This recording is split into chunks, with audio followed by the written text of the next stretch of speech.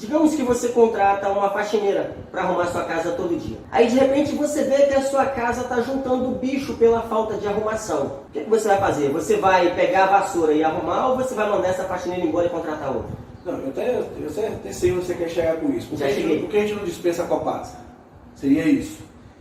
Por exemplo, deixa eu deixar claro, a Copasa tem um contrato de concessão com o município de 30 anos. Eu digo em razão de estar previsto em contrato que a Copasa é obrigada a recuperar nascentes e a manter os recursos naturais, a preservar os recursos naturais no curso da água que ela capta.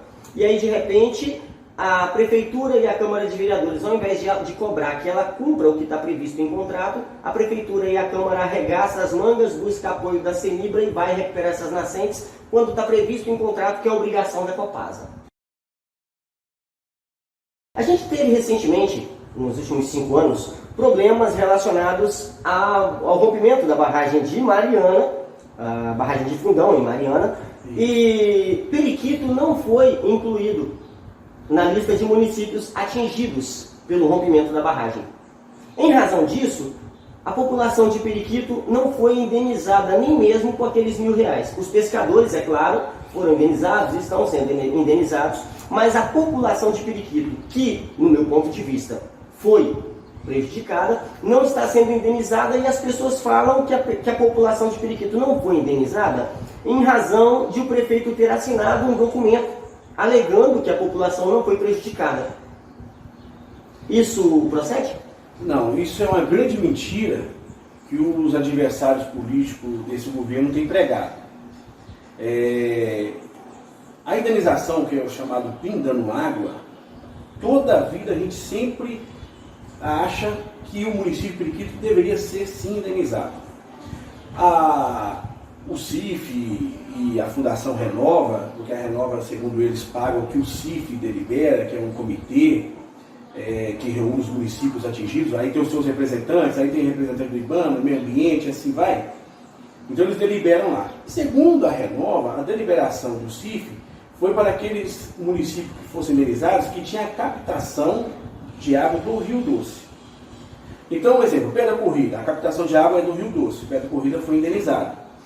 Periquito, tanto a Copasa quanto o Arsai, a Arsai é uma agência reguladora da Copasa.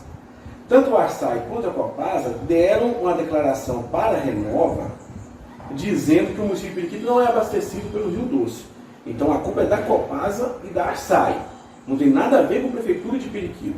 A Prefeitura de Periquito, em momento algum, expediu alguma declaração a respeito disso. Então foi Copasa e Arsai que deu a declaração para a Renova que o município, que a sede de Periquito sede, não é abastecido pelo Rio Doce, e sim pela represa. Aí que chega o nosso questionamento, que eu já participei de várias reuniões, e eu sempre deixei claro isso, não participei de reuniões aqui. Aqui a gente teve algumas audiências públicas que eu sempre falei isso. E eu já participei de reuniões do Fórum de Prefeitos, que a Renova estava presente, e tanto o prefeito Godoy quanto a gente deixou claro isso lá. A sede de Periquito realmente não é abastecida pelo Rio Doce, não. É abastecida pela represa. Mas em 2015 a nossa represa estava seca. E a nossa captação alternativa de água era o Rio Doce. E a gente comunicava isso diretamente com a população, principalmente eu, ia na represa, via que ela estava seca e fazia umas postagens nas redes sociais informando, olha, vamos economizar, a represa está baixa, o nível está muito ruim de água. Então o que a prefeitura fez na época? Disponibilizou um caminhão-pipa. O caminhão-pipa ia lá no Rio Doce, pegava água e despejava na represa. Porque o sistema de captação da Copasa é tão ruim que não podia nem jogar lá no tratamento. Tinha que jogar na represa para fazer o bombeamento, para ir para o tratamento, para depois chegar nas casas. Então, quando a lama desceu, a gente perdeu o Rio Doce como essa alternativa.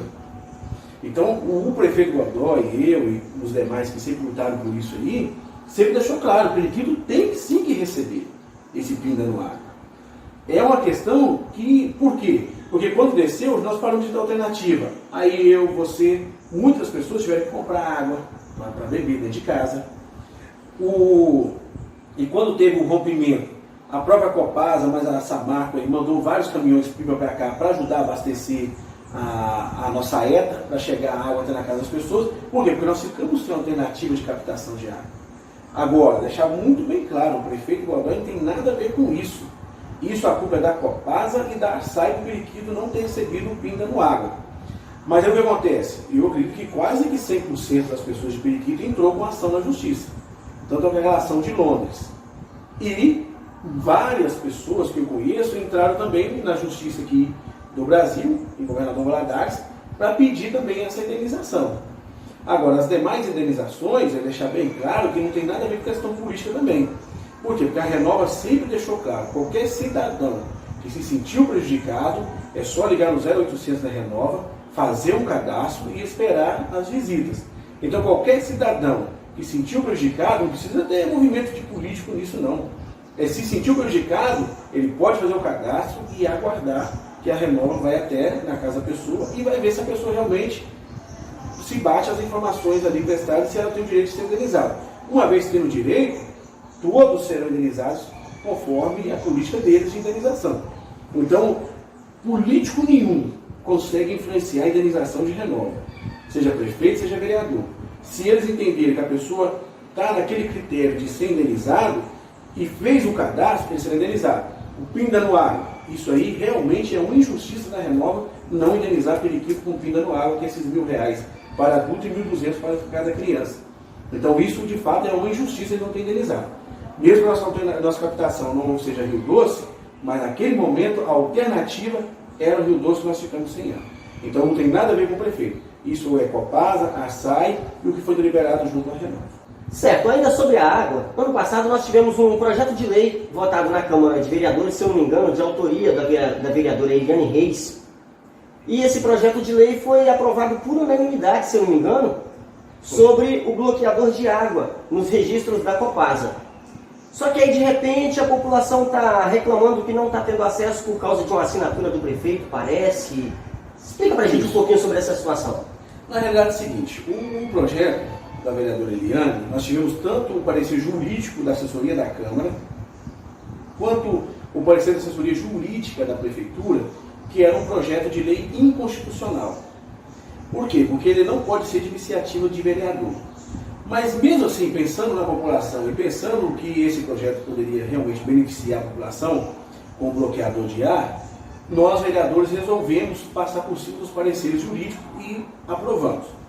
Só que se eu fosse o prefeito de Periquito, e eu acredito que você também, se fosse o prefeito de Periquito, como os prefeitos de outras cidades também fizeram, o que acontece? Eles vetaram o projeto. Por quê? Porque o projeto é inconstitucional. A assessoria jurídica do município orientou que o projeto é inconstitucional. Ele não poderia ser apresentado pela vereadora. Aconteceu isso, foi vetado em Patinga, foi vetado em vários municípios que a gente sabe que foi apresentado esse projeto de lei. Então o prefeito Godoy, ele vetou. Se eu fosse o prefeito, talvez também vetaria. Eu acredito que se você fosse também, você também vetaria. Por quê? Porque a sua assessoria jurídica falou que você não pode sancionar ele. Mas aí o veto veio para a Câmara. Nós, vereadores, derrubamos o veto.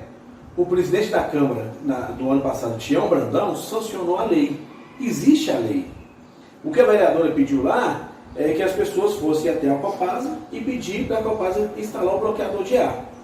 Mas no projeto de lei do vereador fala que o bloqueador não é gratuito, a pessoa tem que pagar, está no projeto de lei. E a Copasa vai instalar gratuitamente. Só que a Copasa tem a política dela de não instalar de graça, ela cobra. E a Copasa diz que para ela instalar, ela vai instalar depois do registro, ela não instala antes do registro, porque antes do registro a rede é dela. Então ela não vai instalar na rede dela, porque a rede é do cidadão e do registro para dentro da casa.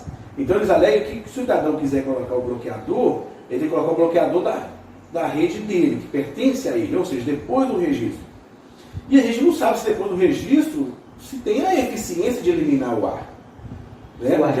Já passou. Se tiver registrado, já registrou. Porque eu não vejo que possa voltar ao contrário, né? Registrou e depois bloqueia lá e volta e desfaz o registro. A gente não sabe se isso vai acontecer. Então, a lei, ela está aí. Qualquer cidadão que quiser, pode até a Copasa. Eu não sei se vai conseguir de graça, porque a vereadora garantiu que a Copasa vai instalar de graça, porque em outros lugares foi aprovada a lei.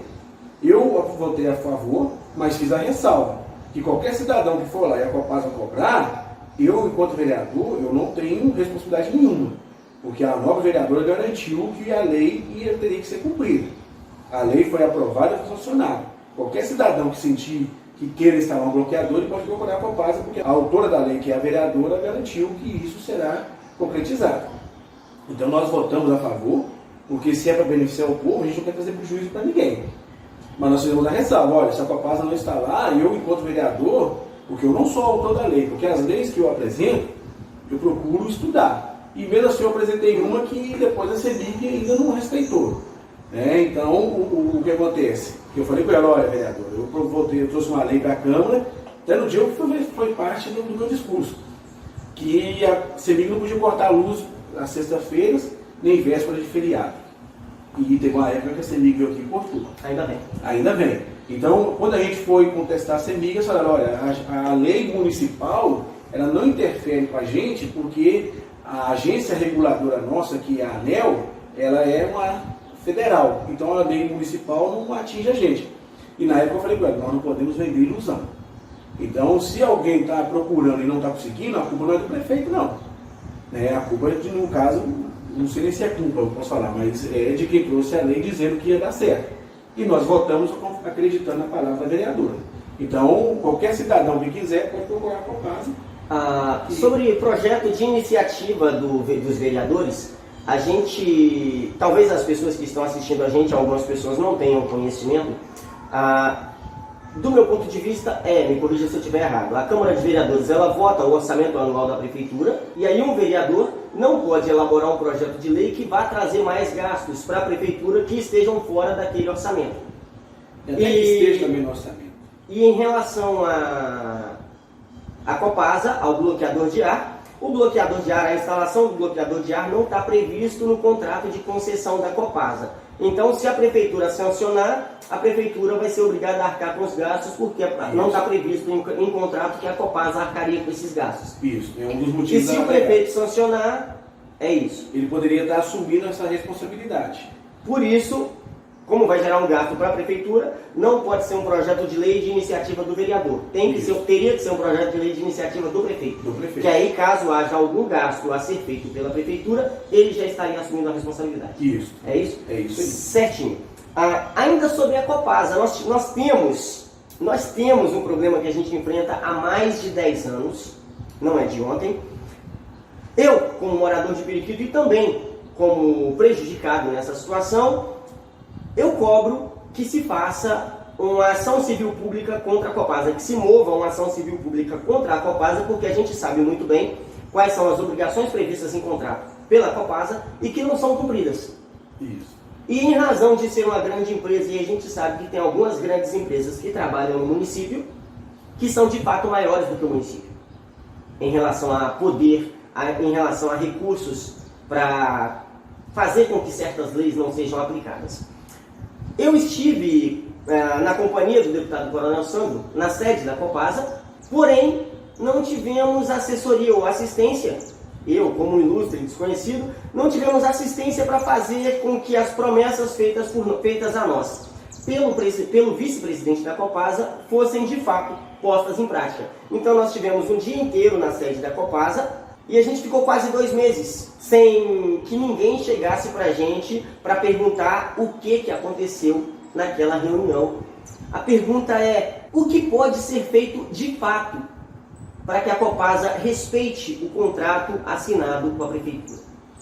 Na realidade, eu fico observando o seguinte: todas essas empresas públicas de Minas Gerais, como o Estado está quebrado, essas empresas estão quebradas junto com o Estado. Eu vejo que para a gente ter o melhor resultado, tanto da Copasa quanto do CEMIG, é privatizar essas empresas. Porque privatizando ela vai dar resultado. Porque o empresário, ele busca lucro. E quando ele busca lucro, quanto melhor ele prestar o serviço, quanto mais rápido ele prestar esse serviço, um serviço de qualidade, mais lucro ele vai ter. Então eu acho que o primeiro passo seria privatizar essas 2 empresas, tanto Copasa quanto CEMIG. A gente teria um serviço de melhor qualidade. Os serviços que o Estado vem prestando ultimamente são serviços de péssima qualidade. Por quê? Porque quando a gente reclama da Copasa, eles alegam que, primeiro, o efetivo deles aqui na sede, não só na sede, no município como um todo, é um efetivo pequeno. Todos os servidores da Copasa moram fora. Nenhum mora em Periquito. Hoje, os que vêm trabalhar aqui, eles têm que atender serraria, corrida, baixio e periquito.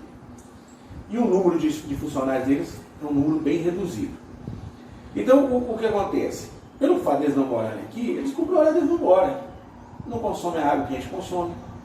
Os filhos deles não consomem a água que nós consumimos. A família dele não come da comida utilizada ali para cozinhar a água que a gente utiliza. Então, o que acontece? Eles trabalham aqui e vão embora. Antigamente, nós tínhamos um serviço de melhor qualidade, apesar também que a natureza ela nos ajudava demais no passado. O homem começou a prejudicar o meio ambiente e está pagando um preço muito caro hoje. Então, os nossos recursos hídricos, no passado, ele era melhor do que hoje no presente. Mas também a maioria dos funcionários da Copasa do passado morava em Periquito. Então, se chegasse uma água ruim na casa deles, eles sabiam que a água estava ruim, eles iam lá e mexiam nela. Colocavam um cloro a mais, faziam um tratamento. Quando tinha uma rede estourada, a gente via que rapidinho eles consertavam. Por quê? Porque a maioria dos funcionários da Copasa viviam aqui em Periquito. Hoje não, hoje a gente tem esse problema. Então, o cara está aí. Ele terminou aqui e vai embora. Aí à noite fica no automático aí, ou no fim de semana fica trabalhando no automático. Se vier uma água suja ali e o negócio deu um probleminha ali, vai chegar sujo na casa da gente, eles não estão nem aí. Nós tivemos um problema da falta de água. Procuramos a Copasa, conversamos com eles, que tinha que melhorar, tanto com o pessoal da regional. O estado eu não me lembro, eu sei que na região aqui foi conversado várias vezes para a gente criar um meio de melhorar o abastecimento do município. Nada fizeram. Eles vieram uma vez aqui, trouxeram um engenheiro, não sei o que, vamos fazer uma barragemzinha aqui nessa represa, para a gente acumular um número maior de água. Só ficou na conversa e na visita. Então hoje, se a gente tem, praticamente tem 2 anos, que nós não tivemos falta de água. Lógico, um dos principais motivos também foi chuvas, né? Nós tivemos um volume de chuva maior do que nos anos anteriores, mas também nós tivemos uma vantagem que foi uma iniciativa da administração. E também minha enquanto vereador, porque como eu acompanhava direto a questão da água, nós chamamos a Celibra aqui para uma conversa, foi realizada até no antigo prédio da Câmara, e entramos em parceria com a Celibra, de recuperar nascentes. A administração topou o projeto, a Celibra também nos ajudou com doação de algumas madeiras, material, a prefeitura entrou com mão de obra e recuperamos algumas nascentes. E essas nascentes recuperadas, que não foram muitas ainda, mas já foram umas 5 ou mais recuperadas, é o que está nos ajudando no abastecimento de água nesses últimos 2, 3 anos em que nós não tivemos esse problema mais de abastecimento. Mas se a gente for esperar da Copasa, nós vamos viver morrendo de sede. Então acontece, como o município é uma questão que ele pode intervir, porque o prejudicado maior somos nós, e já interviu pela recuperação de nascentes. Agora, essa questão de tratamento de água, a água chegando suja na casa das pessoas, o que já foi feito de reclamação, não está escrito. Né? Então, assim, o processo é lento, eles são ruins mesmo, e o melhor caminho é a gente lutar para privatizar a empresa. Vocês estiveram lá, na sede da Copasa, e vocês foram com um deputado estadual. A empresa é uma empresa estadual. Um deputado estadual ele consegue influenciar muito mais do que nós somos os vereadores que é do município. Então eles têm uma influência maior lá. Vocês viram, só tem muita conversa, recebe bem, vê um mordomo, traz um café, traz uma água, não sei se vocês tiveram isso lá, mas geralmente nos órgãos do governo sempre vem um cara com a bandeira, te dá uma água geladinha, te coloca numa sala com um ar-condicionado bacana. Tivemos um almoço top de vinho, viu? Pois é, então tem um almoço muito bom, tem um cafezinho, e vem, não, nós vamos olhar isso lá, nós vamos melhorar o efetivo, não sei o que, não sei o que. Se você sair de lá, eu acho que eles até rasgam o papel. Certo, mas isso não acontece só com vocês não, acontece com a gente também. Ainda sobre isso, digamos que você contrata uma faxineira para arrumar sua casa todo dia. Aí de repente você vê que a sua casa está juntando bicho pela falta de arrumação. O que você vai fazer? Você vai pegar a vassoura e arrumar ou você vai mandar essa faxineira embora e contratar outra? Não, eu até sei onde você quer chegar com isso. Já cheguei. Por que a gente não dispensa a Copasa? Seria isso. Pois é, deixa eu deixar claro. A Copasa tem um contrato de concessão com o município de 30 anos. Eu digo em razão de estar previsto em contrato que a Copasa é obrigada a recuperar nascentes e a manter os recursos naturais, a preservar os recursos naturais no curso da água que ela capta. E aí, de repente, a Prefeitura e a Câmara de Vereadores, ao invés de cobrar que ela cumpra o que está previsto em contrato, a Prefeitura e a Câmara arregaçam as mangas, busca apoio da CENIBRA e vai recuperar essas nascentes quando está previsto em contrato, que é a obrigação da Copasa. Certo, mas vamos lá, igual eu falei, já foi cobrado da Copasa inúmeras vezes, somente no período de seca, quando já começou a passar aquele aperto com água. Foi cobrado direto da Copasa para que viesse ter uma solução do problema aqui. Que furasse poço artesiano, que recuperasse nascente, que eles trouxessem caminhão-pipa, o que eles tinham que eles pudessem fazer, que eles fizessem para a gente sanar o problema com a falta de abastecimento de água. Era a mesma coisa de nada. Quando a nossa mãe aqui, que a represa secou, quem arrumou um caminhão-pipa foi a Prefeitura. Ah, mas por que a Prefeitura não cobra da Copasa? Cobrou. Aí, no caso, talvez faltou, se levaram isso para a Justiça. Mas a Justiça, a gente sabe que a Justiça no país era muito lenta. A Copasa, advogados bons, eles devem ter um monte. Eles iam conseguir retardar isso. Enquanto isso, a gente estava faltando água. Aí a gente entrar ano com mais anos faltando água. Então, o que acontece? Se está no nosso alcance, é melhor a gente errar pelo excesso, vamos colocar assim, mas isso não é erro, mas vamos colocar assim, é melhor a gente errar pelo excesso do que pela omissão. Então, não é função nossa, a função seria da Copasa. Mas eles não fazem, vamos deixar o nosso povo sem água? Nós vamos passar a necessidade de água mais um ano, sendo que a gente pode chamar a CENIBRA aqui, fazer uma parceria e tentar sanar esse problema? Então foi o que a gente fez. Porque o que acontece? A Copasa não tem aí, eles vão tratar a água se ela tiver. Se não tiver água, eles não tem água, não vão tratar. Então eles não estão nem aí, a realidade é essa, eles não estão nem aí. Aí a gente pega aí, o contrato de concessão do município foi assinado em 97. O cara que assinou esse contrato em 97 lá da Copasa, talvez nem existe mais lá na Copasa.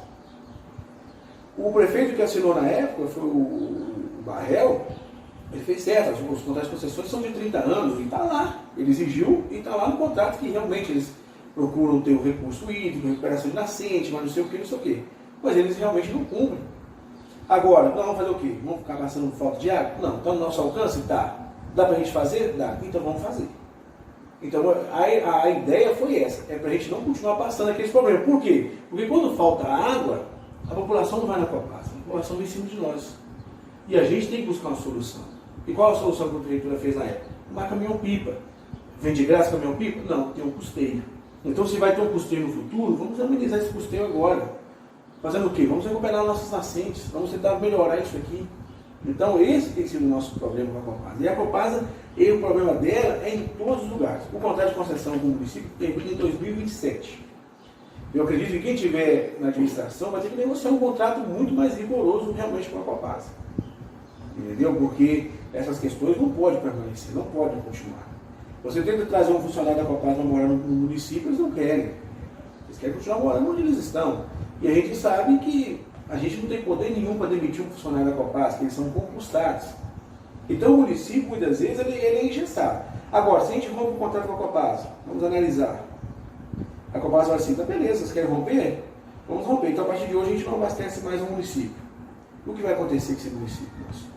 Até implantar um novo sistema de captação, de tratamento, de fazer essas redes chegar na casa da população, meu amigo, isso vai gerar um colapso no município tão grande que a gente não vai ter condição de resolver de imediato. Mas a responsabilidade ambiental da Copasa, que ocasionou os problemas que a cidade vive agora, não geraria uma indenização para o município em relação à Copasa? Porque os problemas que o município vive hoje é em relação ao descumprimento contratual da Copasa. Isso. Porque se tivesse preservado as nascentes nesses 30 anos que ela está se beneficiando do serviço aqui no município, se tivesse preservado a nascente, mantido a arborização no curso da água, igual está previsto em contrato, acho que a gente não estaria vivendo os problemas que está hoje, você não acha? Pois é, eu não vou dizer uma coisa aqui, não é que a gente vira refém do sistema, mas acaba que sim. Por quê? Porque, vamos supor, a gente tem aqui a população, eles pensam dessa forma, eu chego no olhando e eles pensam dessa forma. Tipo assim, a gente tem lá o tratamento de água, a gente tem lá os nossos funcionários trabalhando lá, mas a gente não tem recurso para recuperar a nascente, para melhorar isso aí. Vamos deixar. No dia que faltar água lá, a prefeitura vai se virar e vai começar. Eu acho que eles pensam dessa forma e acaba que a gente vira refém deles. Por quê? Porque eles sabem que um município desse tamanho, nunca vai quebrar um contrato com eles de imediato, porque se quebrar vai gerar um colapso de abastecimento aqui. Então eles acabam fazendo isso com a gente. Porque eles sabem que se eles não fizerem, a gente vai ter que buscar a solução. Por quê? O funcionário da Copasa está ali, se você for lá falar com ele, mas não, beleza, vou levar o meu superior. Será que leva? Então ele pode até levar, o superior está lá no ar-condicionado, numa sala, não sabe nem o que está acontecendo aqui no município. Mas eu, enquanto vereador, eu sei, o prefeito sabe, nós viemos aqui. A população vai cobrar de quem de imediato? Da gente. A gente cobra deles, não tem solução. O que vai acontecer? A gente acaba fazendo. Então, assim, a gente acaba virando refém do sistema. E eles sabem disso, que quem vai ser pressionado, vai ser cobrado, vai ser nós. Porque eles mesmos que mandam e desmandam na Copasa, eles não estão aqui, está aqui é um funcionário dele, o funcionário que está aqui, coitado. Ele não tem poder nenhum para fazer nada. Porque os que mandam estão lá no ar-condicionado dentro de uma sala, lá sem saber o que está acontecendo aqui. Ainda sobre as cobranças, ou os famosos vídeos do Gilmar Moreira da Serraria, queria que você falasse para a gente sobre alguns problemas apresentados pelo mesmo em Serraria. A praça sem bancos, a quadra sem banheiro e a rua que foi asfaltada e que a Caixa, parece que a Caixa mandou desfazer o serviço e fazer de novo. Não, vamos começar pela praça, vamos por aí. A praça também foi iniciada a obra dela e parece que era fruto de algum convênio. Eu não posso te afirmar agora aqui se foi por recurso próprio, mas eu creio que seja fruto de convênio. Então foi executada a parte do passeio dessa praça e depois foi paralisada. A empresa que começou a mexer lá, ela não deu sequência no serviço.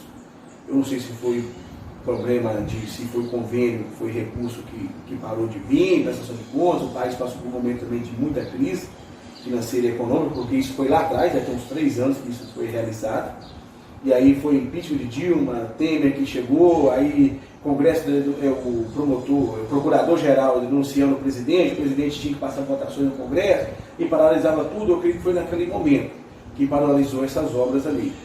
Mas, 2 semanas atrás, o prefeito pediu o engenheiro para que fizesse a retomada daquele projeto da Praça do Boachá, que é a praça que não tem banco, porque a outra está sendo reformada agora, e a outra tem projeto, vai ficar uma praça muito linda, porque eu já vi a computação gráfica dela. Vai ficar uma praça bacana, que já lá na Serraria, porque Serraria tem isso, né? Boachá e Serraria. A da Serraria já está em andamento a obra, vai ficar muito linda aquela praça. Então essa já está ok, vai estar tudo bacana. Essa outra lá, o prefeito pediu o engenheiro para que retomasse o projeto dela. E inclusive ele falou dos bancos, para ver quais os bancos que serão colocados naquela praça para dar sequência lá e finalizar a Praça do Boachá. Sobre a quadra sem banheiro. Na realidade, são convênios que são realizados pelo município, que cada convênio é de um valor, e esse valor disponibilizado, ele tem projeto para cada valor disponibilizado. O projeto que foi disponibilizado para Periquito, para o distrito de Serraria, foi aquela quadra daquele jeito ali. Uma quadra coberta, com arquibancada, mas sem os banheiros, sem o vestiário, vamos colocar assim. Então o que acontece? No período da construção dela, a gestão não podia fazer o vestiário. Por quê? Porque o projeto dela é sem vestiário. Ah, mas tem um projeto de quadra sem vestiário? Sim. E o projeto é do governo federal. Não é um projeto inventado pelo município de Periquito. Nós temos uma prova disso, que lá no Baixio foi construído pela gestão passada, anterior aí, uma quadra também sem banheiro, sem vestiário. Por quê? Porque o projeto dela era daquela forma. Então aquele projeto, aquela quadra de serraria é realmente sem vestiário. Agora, o que a prefeitura vai fazer? A obra foi concluída, já foi feita a vistoria final, já foi liberada, inclusive já foi até inaugurada. Agora, o que o município vai fazer? O município vai construir um vestiário. Nós temos um vestiário no campo, já é um vestiário muito antigo, já foi feito várias reformas dele e não fica bom, porque é uma construção muito ruim. Então, o que a gestão vai fazer agora, a administração vai fazer? Vai fazer um vestiário que composta as 2 praças de esporte nossas, quadra e campo. Então eles já estão olhando o local que vai fazer, que dá para atingir as 2 praças de esporte, e vai fazer uma coisa muito boa e que atende os 2 ao mesmo tempo. Sobre o campo, achei interessante você tocar no assunto. A gente sabe que o campo de Serraria não pertence ao município, pertence a uma associação. Essa associação tem nome, sobrenome, tem dono e tal. A pergunta é, o que a prefeitura pode fazer para que as pessoas que são contrárias ou que têm opiniões contrárias às pessoas que gerem o campo de serraria possam também ser beneficiados ou utilizar o campo de serraria. Porque a gente viu tempos atrás que tinha uma pessoa que é envolvida com futebol, mas que estava batendo no vereador que manda na associação. E aí, de repente, em razão disso, ele estava sendo barrado de usar o campo. O que a prefeitura pode fazer para evitar esse tipo de situação? É que estava sendo barrado até que... Parece que eles iam treinar. Informação que chegou pra gente. Né? Haviam dias que eles iam treinar, apagavam a luz do campo para que eles não fizessem o uso do campo. Ou vezes eles chegavam lá, o campo estava trancado e eles não podiam usar. Eu não conheço muito bem a história, não, mas parece que é uma empresa que acabou doando para essa associação que tinha um time de futebol na época. E como doou, está no papel, né, segundo informações que eu não cheguei a ver, então é coisas que eu ouvi, está no papel e continua ali. O que a administração faz? Hoje, tudo que acontece no campo é pago pela administração pública. Isso. Em razão disso, era para ser um bem de utilidade pública também. Então, eu acredito que, como eu estou falando, eu não tenho essa informação de que foi barrado. Mas se tiver informação, lógico que a gente vai procurar passar isso para frente, para quem são os responsáveis por olhar essa questão na administração, o diretor de esporte, ou até mesmo o prefeito, para estar conversando para que isso não aconteça mais. Porque, por exemplo, a iluminação do campo foi feita com um recurso público. A conta de luz que é paga do campo é pago pela administração pública. A água é paga pela administração pública. Quando precisa de podar grama, é pago o podador lá pela administração pública. Então, para quê? Para que todos possam utilizar.